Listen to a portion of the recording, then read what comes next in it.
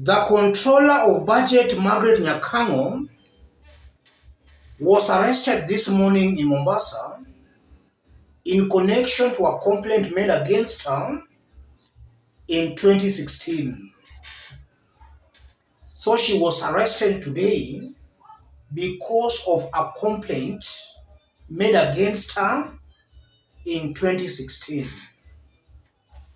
That's very interesting, ladies and gentlemen. I want us to dig deep into this story, in which I'll explain the real reason as to why the controller of budget has been arrested. Let's have a look at the story as captured by some main print dailies in Kenya. Breaking: Controller of budget Margaret Nyakang'o arrested in Mombasa in connection to a complaint made against her and 10 other people in 2016. The controller of budget with the 10 others are supposed to face charges including conspiracy to defraud contrary to section 317 of the Penal Code, operating a circle without a license contrary to section 24, as read with section 66 of the Circle Societies Act 2008, forgery and uttering a false document, CS 353 of the Penal Code. This is in connection to a complaint made against her and 10 other people in 2016. This was before she became the COB. The Office of the Director of Public Prosecution approved the charges in a letter to the DCI on November 30th. Sources said she was at a public event in Mombasa when she was trailed and arrested. That's the story, ladies and gentlemen. So you are seeing that she has been arrested because in 2016, a complaint was made against her. And that brings us to the big question: why now? Why is she being arrested now? After almost 8 years. Why now?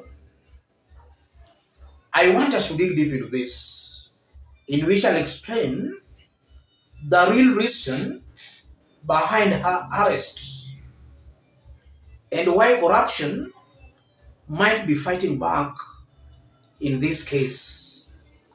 If you are watching us but you have not yet subscribed, subscribe, give this video a like. Let's proceed. Let me start by saying this. Margaret Nyakang'o was appointed in 2019 for an 8-year non-renewable contract. So it means her contract should be retiring somewhere around 2027.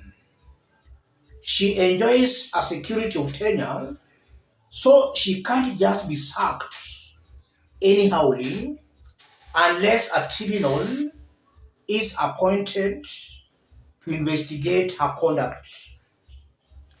And from what we have seen in this government, this Kenya Kwanza government can easily compromise parliament, and this government can go ahead, appoint a tribunal which will recommend her removal. That's something Kenyans should and must know. So it might be possible that this government has hatched a plot to remove Margaret Nyakang'o. And the main reason why she's being removed is because this government considers her hostile. She has been exposing the ills in this government. This government does not want any arm or any institution exposing its dealings. You are seeing the judiciary, most of the judges are now quiet, comfortably pocketed by Kenya Kwanza government. No arm of this government, no department is working independently. They have all been compromised. And the only office that was coming out as independent has been this one of the controller of budget, Margaret Nyakang'o. And I'm saying that because in the recent days, this controller has been exposing some mega corruption scandals in this government. Just recently, she shocked the whole nation when she exposed that salaries of some top government officials have been tripled.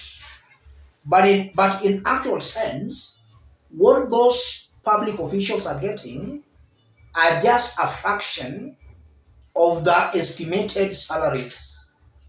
And the extras are being pocketed by some rogue elements in this government. And that inflation has been also contributing to the high cost of living. Margaret Nyakang'o has been exposing such scandals in this government. And from what we are seeing, we have also been told that 17 billion Kenya shillings was withdrawn from the consolidated funds without her approval, without Parliament's approval. That went contrary to the Constitution. And again, it's also being alleged that that 17 billion could have been used by a woman who imported oil into the country worth Kenya shillings 17 billion. And in the recent days, we have been seeing one mega corruption after another. Edible oil scandal is now in the tunes of about 30 billion Kenya shillings, not even 10 we had thought, or 16, but over 30 billion Kenyan shillings. That edible oil scandal. And that importation was sanctioned at State House. So Nyakango has been exposing all these mega scandals.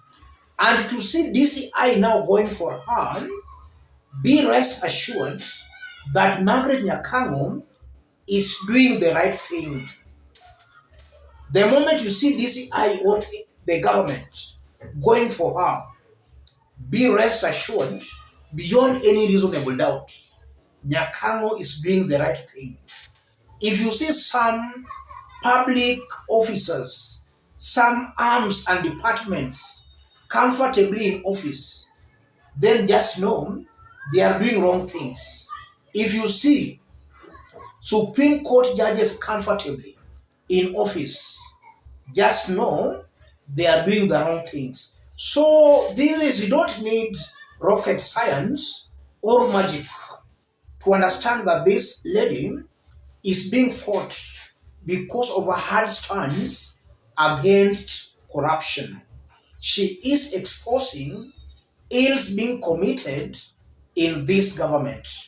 That's why she is being targeted. That's why she has been arrested.